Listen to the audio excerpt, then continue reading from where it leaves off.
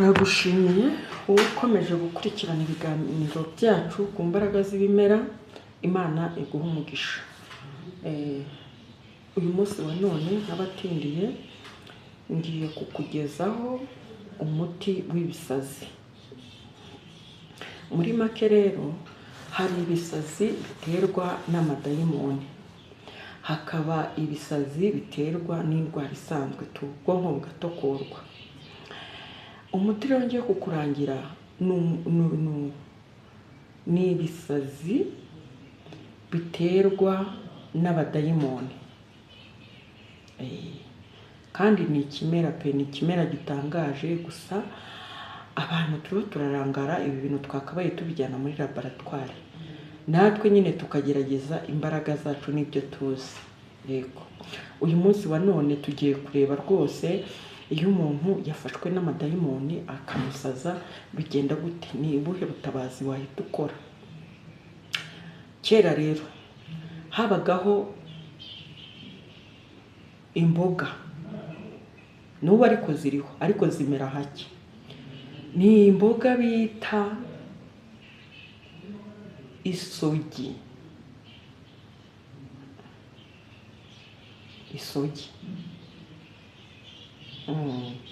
Imboga bita isogi. Icyo gihingwa kigira ikibabi kimeze nk'ikiganza, kikera utubuto turi nk'udushyimbo tw'udutejateja. Isogi rero mu yandi magambo bazita imboga z'umuterekero. Zamaraga iki? Zari imboga batekeraga amadayimoni, bakaziterekeza nk'uko baterekezaga imboga. Iyo abadayimoni babaga bashatse kurya bakaka isogi n'inzoga, kuvuga ngo waragendaga ugasoroma izo sogi, wamara kuzisoroma ukaba watetse ibishyimbo by'ibigugu birimo nyiramabuno bimunzwe. Wamara kubiteka ukabirinda amashaza, byabaga ari ibishyimbo bikuze bimaze nk'umwaka bisaruwe, babitse mu kibindi. Bya bishyimbo biba byuzuye imungu, bakabiteka. Bamara kubiteka mu gihe cyabyo cyo gushya, ukagira gutya ugasoroma isogi ukagereka kuri bya bishyimbo, ugacanira kugeza amazi akamye. Hanyuma ngo bakazikuraho bakazijyana aho bagombaga kuzikoresha iyo mihango ya gipagani. Abadayimoni barahagurukaga bakarya, barangiza bagashima. Ibyo ntimubimbaze kuko njyewe n'ubu, kuko babikoraga ntahari, ariko abakuru batubwira yuko zari imboga z'umuterekero. In nowadays rero izo mboga zifite ubushobozi, zibitsemo ubumara budasanzwe. Ku muntu wagize hypertension akabyiyumvamo yuko isukari yamuzamukanye, agira gutya agasoroma izo mboga akaziteka akazirya. Ewana, ziyica nk'aha ngaha. Njye mbibutsa ko indwara zose ari dayimoni. Indwara zose aho ziva zikagera ni dayimoni.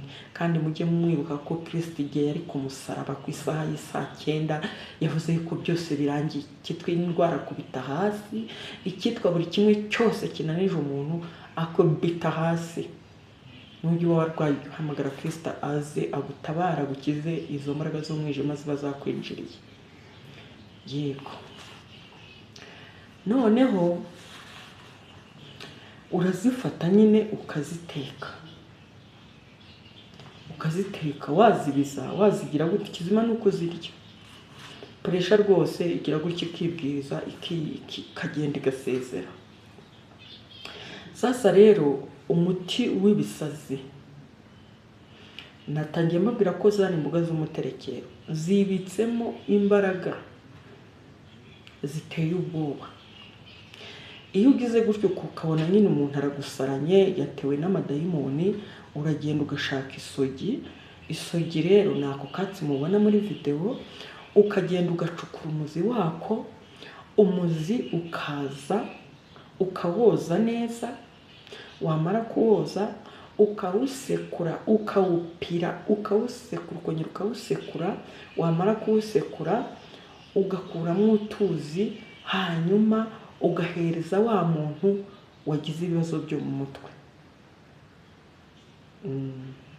Amadayimoni ye yamusajije agira gutya rwose, akakubwira icyo ashaka kuri uwo muntu wasaze.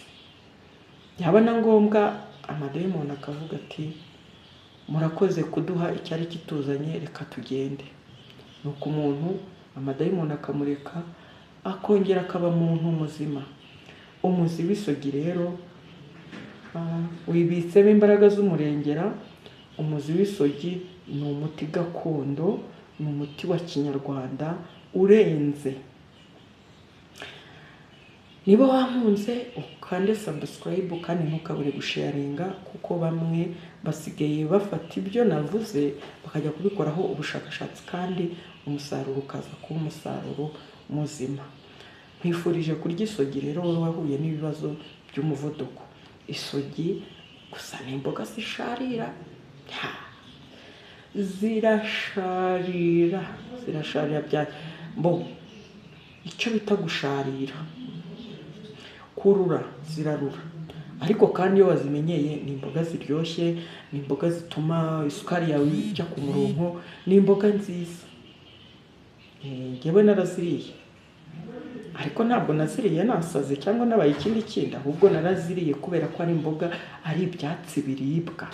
Ziraryoha pe, ziraryoha, mbese ziraryoha. Ndazibatuye. Ngaho rero ukande subscribe, ukorera yo ukore comment, unyandikire umbwire ikindi mushakira, yagikoraho ubu